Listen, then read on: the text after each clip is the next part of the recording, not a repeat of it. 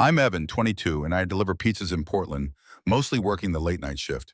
It's not glamorous, but it pays rent, keeps gas in my ancient Toyota, and gets me through college classes with just enough energy left over to not collapse. Most nights blur together, doorbell rings, money changes hands, maybe a grunted, thanks, and I'm already halfway back to the car. But that night was different. I just finished a run downtown when the next address lit up on my app. A house tucked deep into a neighborhood I'd only ever driven past, not through. The kind of place with perfectly spaced trees and driveways that curve like they're shy, where silence isn't from emptiness, but wealth. I rolled slowly up the street, nervous. The houses looked like they belonged in a movie. Stone facades, soft glowing lights, security cameras discreetly tucked under the eaves. When I stopped in front of the place, I actually double-checked the number. Big arched windows, ivy climbing one side of the house, and this almost eerie calm that made me hesitate before I got out.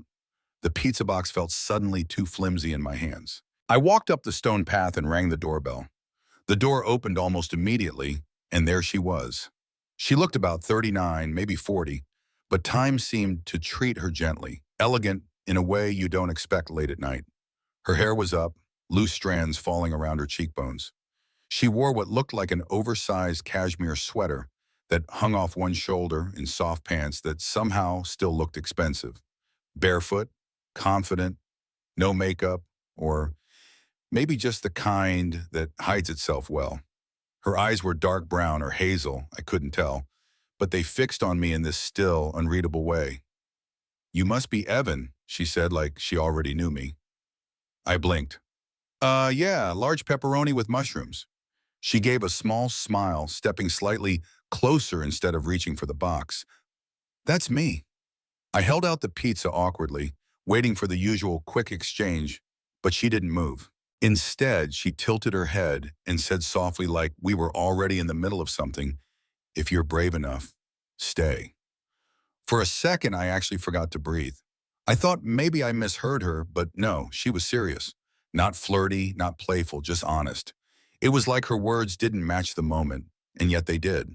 I froze completely, heart hammering in my ears. I had no script for this. I, I should get going, I stammered, nearly dropping the pizza as I shoved it into her hands. She didn't try to stop me. She just took it, nodded once and said, "Good night, Evan," with this impossible calm. I practically tripped over myself, walking backward to the car. Back in the driver's seat, I sat gripping the wheel, staring at the glowing porch light, wondering what in the world had just happened. The box had barely left my hand. I didn't even wait for a tip. I wasn't thinking straight. Driving home, the words she said ran on a loop in my head. "If you're brave enough, stay." Not want to come in or thank you. It was a challenge, but not in an aggressive way. It felt like she saw something in me that even I didn't see yet.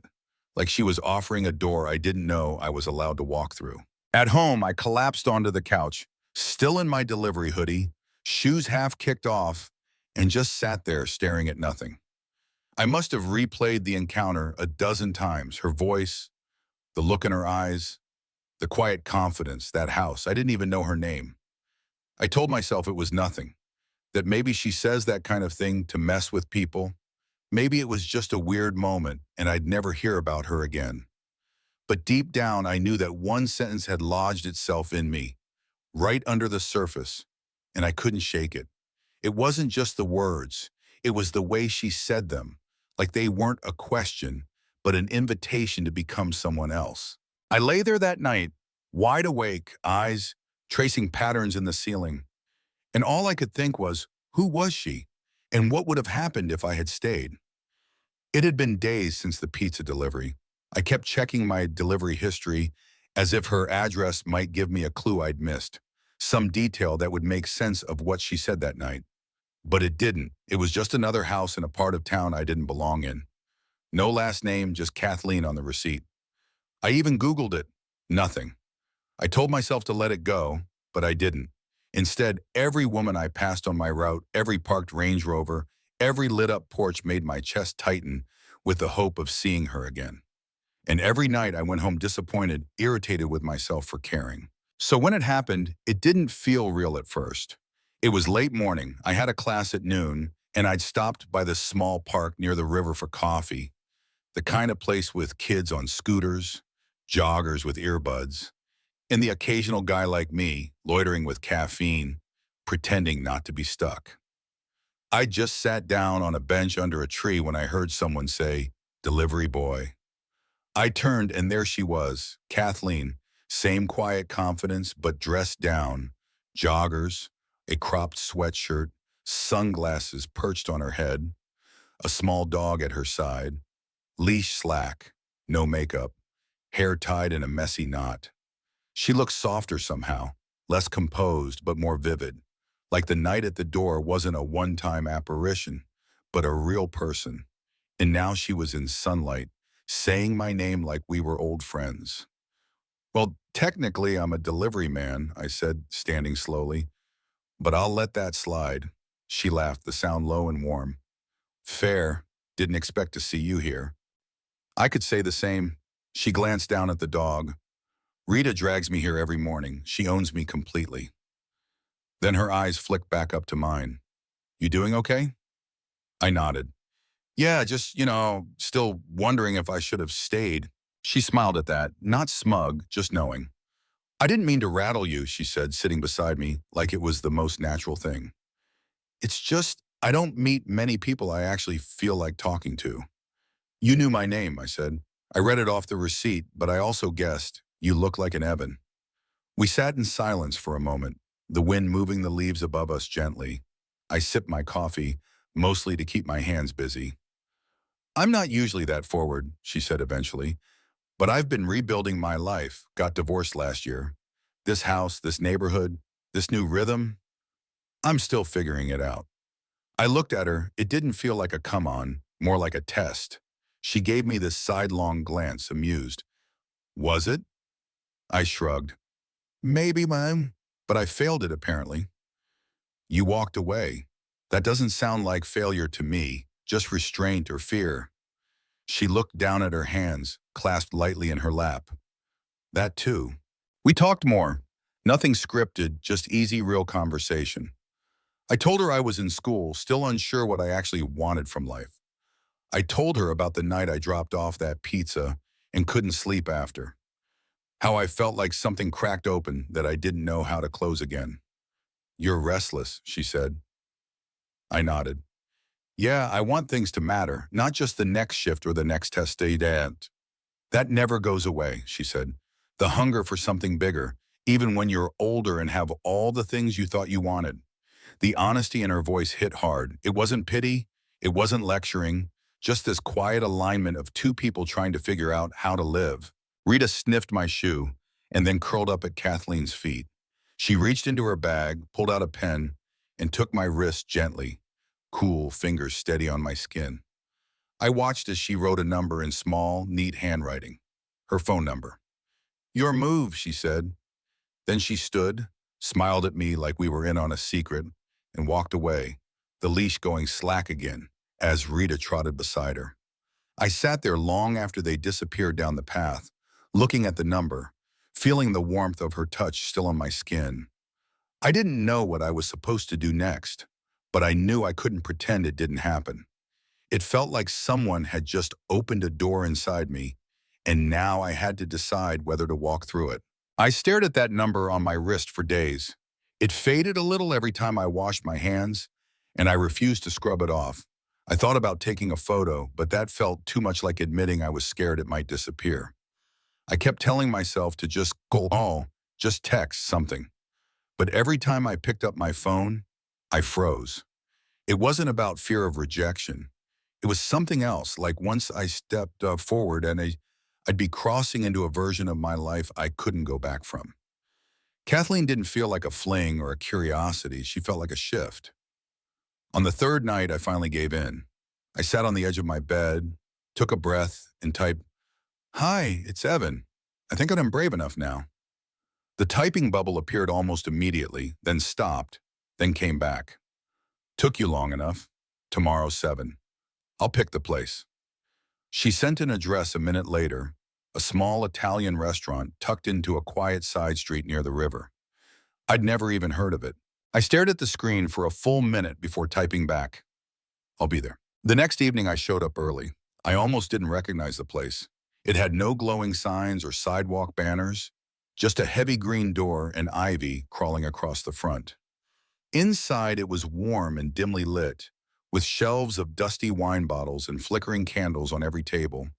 A place for people who didn't need to be seen, only understood. Kathleen was already there, seated in the corner. She wore a dark blue blouse and a silver necklace that caught the candlelight when she moved. She looked at me and smiled, the kind that felt like a welcome rather than a greeting. "I ordered the house red," she said. "Hope that's okay." "It is," I said, sitting across from her, still a little breathless. She raised her glass. "To bold moves." I raised mine to meet hers. "To late ones." The wine was smooth and heavy, warming me from the inside. We talked, and it wasn't small talk. She asked questions that caught me off guard, not about what I did, but how I felt doing it, about what I feared, what I wanted. At one point I asked her, "Do you always talk like this with people?" She smiled at her glass. "No, but I don't have time for surface conversations anymore. Life's too short for pretending I don't care." She told me more about her past, the divorce, yes, but also how she used to play cello in college before abandoning it for law school, how she'd spent most of her 30s performing competence while quietly unraveling, how she bought the house for peace, but it still felt too big sometimes. "People think money solves everything," she said, running a finger along the rim of her glass, "but it doesn't fix emptiness. It just makes it quieter." I found myself leaning in, not to flirt, but to listen. "I think I've spent a lot of time surviving," I admitted. "Now I want to live, but I have no idea what that even means." Her eyes found mine again. Oh, no, again. There was something steady in the way she looked at people, like she wasn't waiting to speak, just taking you in. "You're not the only one who feels that," she said. "We're all trying to figure out how to stop just getting through the day." The food came, handmade pasta with fresh herbs, something I couldn't pronounce, and we kept talking between bites. There was laughter too, not the kind that fills space, but the kind that comes when you feel safe enough to let go. When the check came, she reached for it automatically. I stopped her. "I got this," I said, more nervous than I should have been. She raised an eyebrow. "Are you sure?" "Let me," I said.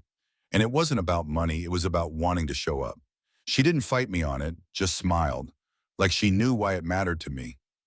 Outside, the air had that early spring chill. She stood beside me on the sidewalk, hands in her pockets. "Tea," she said. "I make a pretty decent cup." I swallowed. "At your place?" "If you're still brave," she said softly. And there it was again, that invitation. But this time I didn't feel like a boy knocking on a door that wasn't meant for me. I felt like someone being let in. I nodded. "Yeah, I'm ready."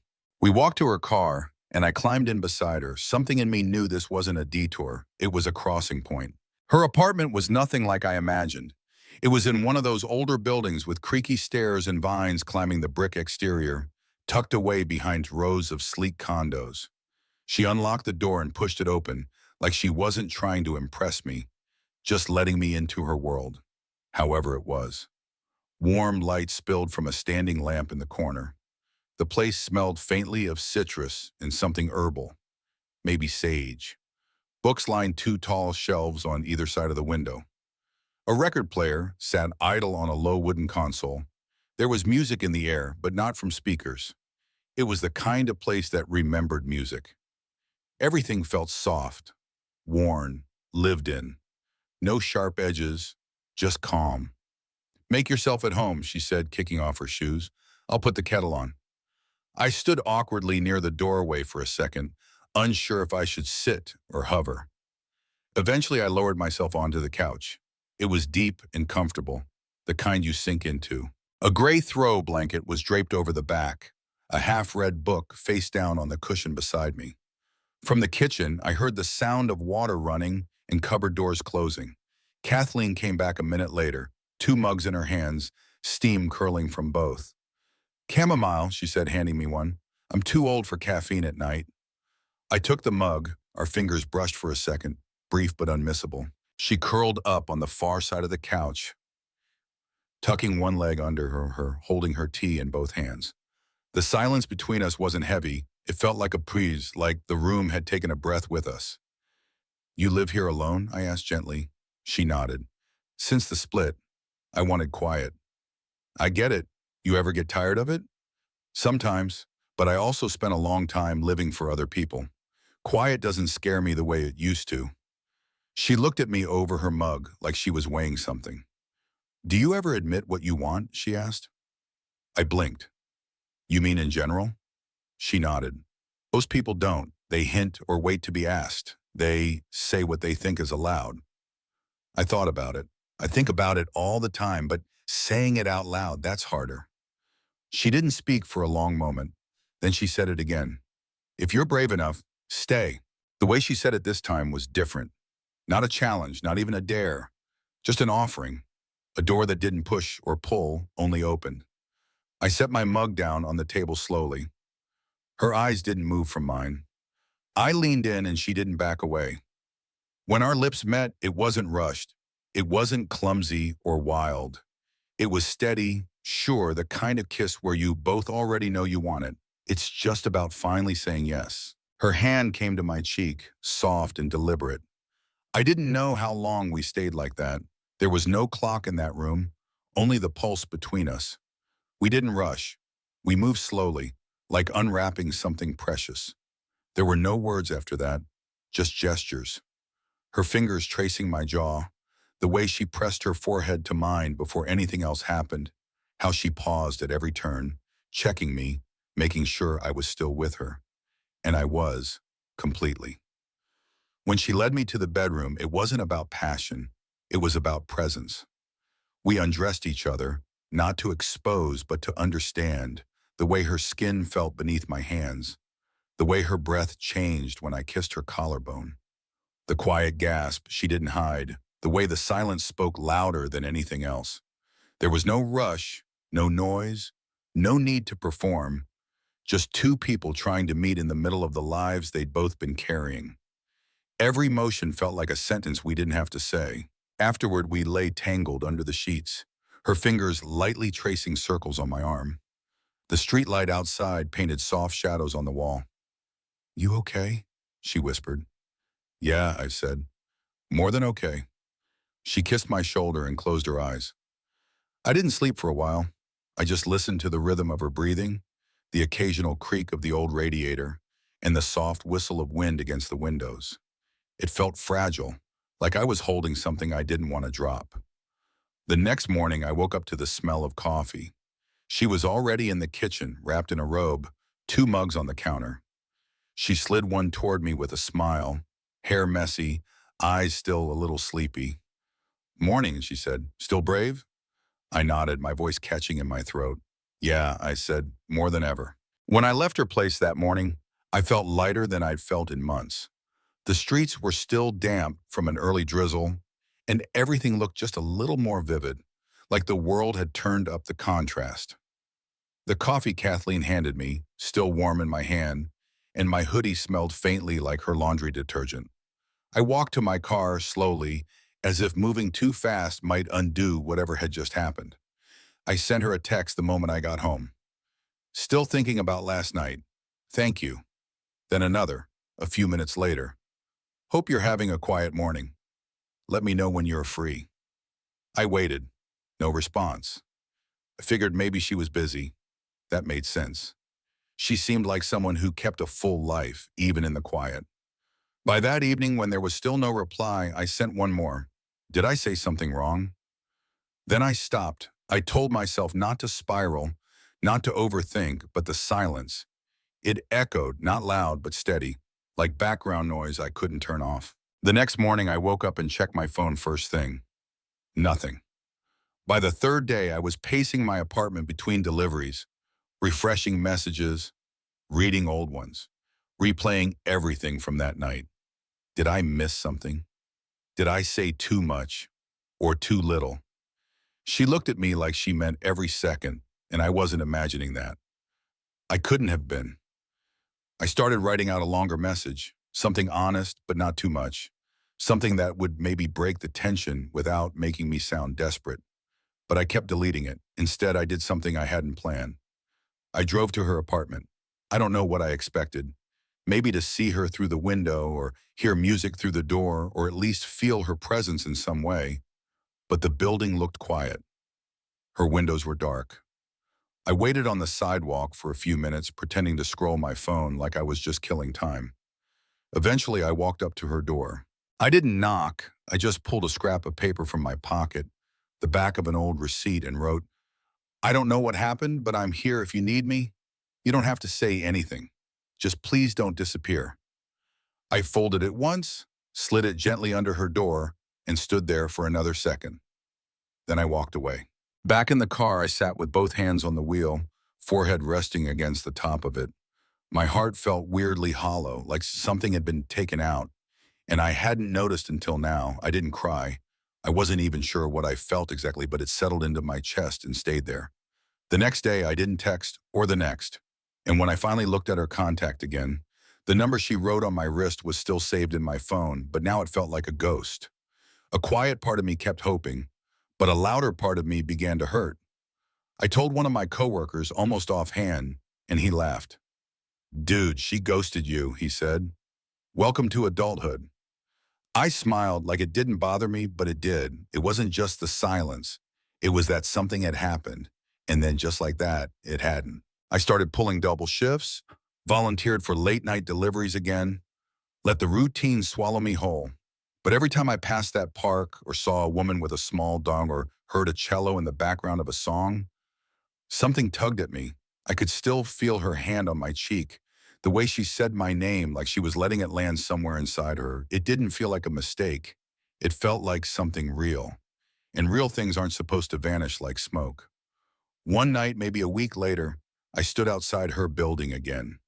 I didn't go up this time. I just stood across the street, staring at those same dark windows, wondering what was happening behind them, or if she was even still there. The wind picked up, and I stuffed my hands into my hoodie. I wanted to call out her name just once, not loud, just enough for the night to carry it, but I didn't. I turned, walked back to the car, and drove off. The city felt a little bigger that night, and I felt a little smaller inside it. A week turned into 2, then a month. Each day chipped a little more off the edge of what I remembered. I stopped standing outside her building, stopped checking her profile photo on my phone like it might suddenly light up with a message. Eventually, I even stopped saying her name out loud. Not out of anger, but something quieter, a kind of resignation. But forgetting someone doesn't happen all at once. It's not a decision. It's more like weathering, like standing outside in the rain and slowly realizing you're soaked. It was a regular day when I found out. I just dropped off a delivery in a neighborhood not far from hers. I was driving back, not even thinking about stopping by again. I'd let go of that habit. But then I saw a moving truck outside her building. A couple of guys were loading furniture into the back. Chairs, lamps, what looked like the same coffee table she slid my mug across that morning after our night together. I pulled over, sat with the engine running for a minute, heart pounding in my chest like I was about to do something illegal. I finally got out and crossed the street. "Hey," I said to one of the movers, "this stuff coming out of 3B?" He nodded. "Yeah, lady said to leave the keys with the landlord." "Lady?" I asked, too casually. He shrugged. Tall, brown hair, didn't say much, paid in advance. "She around?" "Nah, said she was already gone, just left instructions." I stepped back, watching as they loaded the last few things into the truck. Gone. Not just quiet, not just ignoring me, gone. The word hit me like a door slamming in a hallway. I walked back to the car, gripping the steering wheel with both hands, not starting it yet. I didn't even feel sad right away. I felt stunned, like I'd walked into a room expecting furniture and found empty floors instead. I didn't text her. What would I say? I didn't tell my friends. I already knew what they'd say. "Told you not to fall for that." "Dude, she was just lonely. You were just a story to her." Maybe they were right, but even if I was just a story, it didn't make it any less real to me. I kept driving past the places we'd been, like I was chasing some kind of proof: the park bench where she teased me, the Italian restaurant with the wine that made me talk more than I meant to, the bookstore on Hawthorne I mentioned to her in passing, and later imagined her walking into, looking for me. I even kept an eye out for that ridiculous little dog of hers, Rita. Somehow, I figured if I saw the dog, I'd feel better, like part of her still existed somewhere nearby. But no, she was gone in the cleanest, sharpest way a person can disappear. And yet, she still lived in me.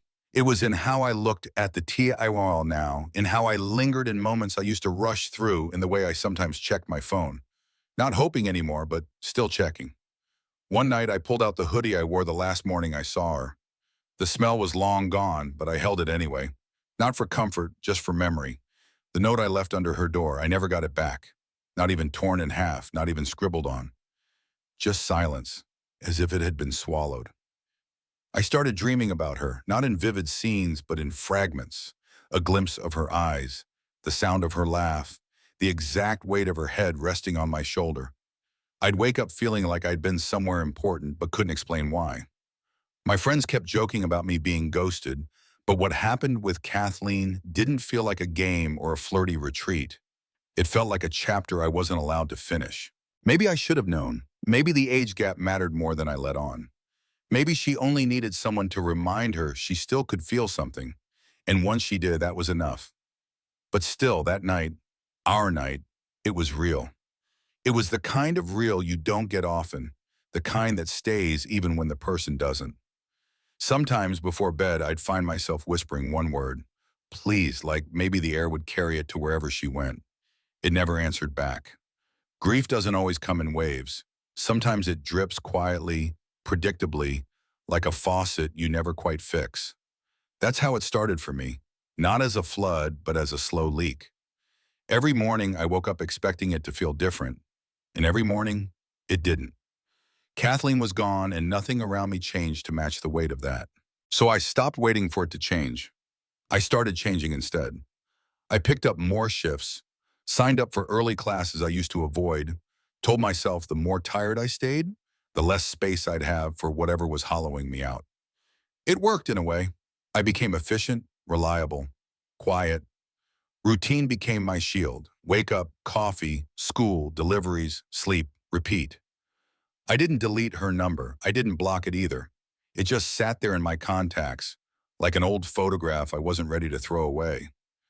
I never called, but I still knew exactly where her name was in my list, just in case. Some nights, I found myself walking, not toward anything, just moving. The city at night became my thinking space. I'd walk past couples holding hands, people laughing on patios, streetlights humming above empty intersections, and none of it hurt. It just was. One night I passed the park, the bench where we sat, where she called me delivery boy, where everything still felt new. I stopped, sat down.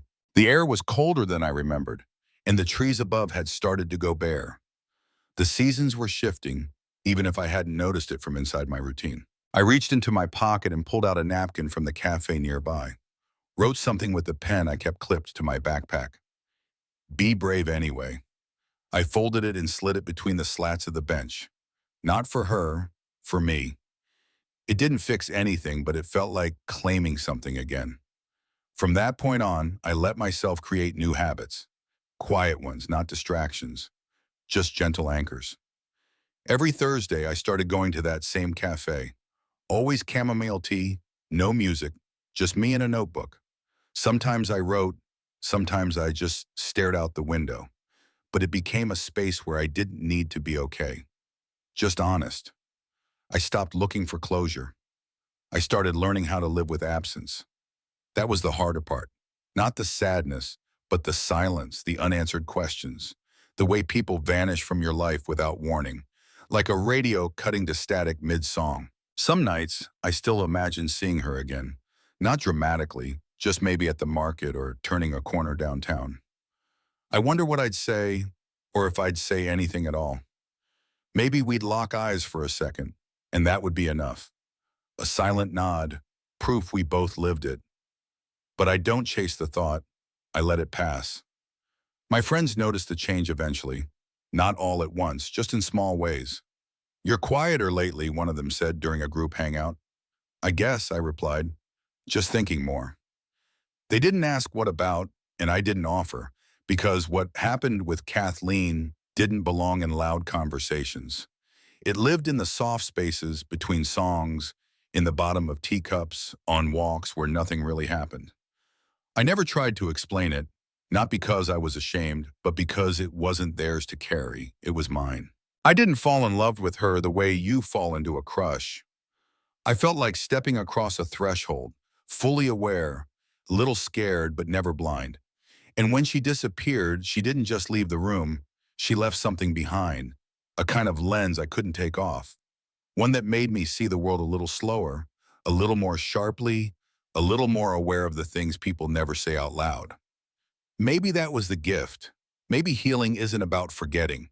Maybe it's about learning how to hold what happened without letting it break you. By the time spring returned, I had stopped counting the days since I last saw her. The city thawed around me. Trees bloomed slowly. Mornings came earlier, and the air didn't bite the same way anymore. I traded my thick hoodie for lighter layers. The sun lasted longer, and I noticed the shift, not just in the sky, but in myself. I wasn't waiting anymore, not for a message, not for a knock, not even for a reason. Some losses don't get explained. They just stay with you in a different shape. Kathleen was one of those. One afternoon, I was folding laundry in my small apartment, and the mug she gave me, the one I sipped chamomile from after that first night, slid from the back of the cabinet. I hadn't used it in weeks. I set it on the counter and just looked at it for a while. Then I made tea, not to feel close to her, not even to remember, but because something about it still felt like home. That night, I went for a walk. The park was alive again, kids chasing each other in circles, dogs yanking at leashes, someone strumming a guitar on a blanket near the trees. I sat on the same bench as before. The napkin I'd left weeks earlier was gone, probably blown away or picked up by maintenance. But I didn't need it to still believe in what I'd written. Be brave anyway. The phrase stuck with me. I thought of her when I said it, sure, but more than that, I thought of who I became after her, not because she changed me, but because what we shared cracked something open. She reminded me that feeling something deeply isn't a weakness, that wanting more from life isn't a flaw, that it's okay to want to be seen and to let someone see you, even when it's temporary. People say things happen for a reason. I don't know if I believe that, but I do believe in moments that leave marks. And Kathleen was a mark, not a scar, not a wound, just a presence I carry even now. She was a season in my life, not meant to last, but never meant to be forgotten either. Sometimes I remember the way she looked at me that first night, standing in the doorway with that quiet confidence. If you're brave enough, stay. It wasn't just about staying in that moment. It was about staying in your own life, choosing to show up, even when the outcome is uncertain, choosing to feel instead of numb. There were moments with her eyes still revisit, the feel of her fingertips on my wrist when she wrote her number, the softness in her voice when she said my name, the heat between us, not just physical, but the quiet intimacy of being known. Her absence taught me something presence never could, how to carry someone without chasing them, how to let go without erasing what mattered. She left, but she also left something behind, not closure, not bitterness, but this steady, flickering flame that lives quietly in the center of me. Courage. I still don't know why she left the way she did. Maybe I never will. Maybe it had nothing to do with me, or maybe it had everything to do with timing, fear, or her own version of self-preservation. I've stopped trying to solve it because not every story has an ending. Some just change form. I've dated since then, slowly, carefully. No one quite like her, but that's not the point. I'm not trying to replace her. I'm just trying to keep showing up, to keep living like someone who knows what it's like to be seen, even for a moment. One night, standing at my window with the city buzzing quietly outside, I found myself whispering her name just once, not to summon her, but to thank her, Kathleen, wherever she went, whatever she needed, I hope she found it. Because I found something too, not her, but myself. The story of Evan and Kathleen is a hauntingly beautiful reflection on the courage it takes to embrace fleeting moments of connection and the resilience needed to heal from their absence.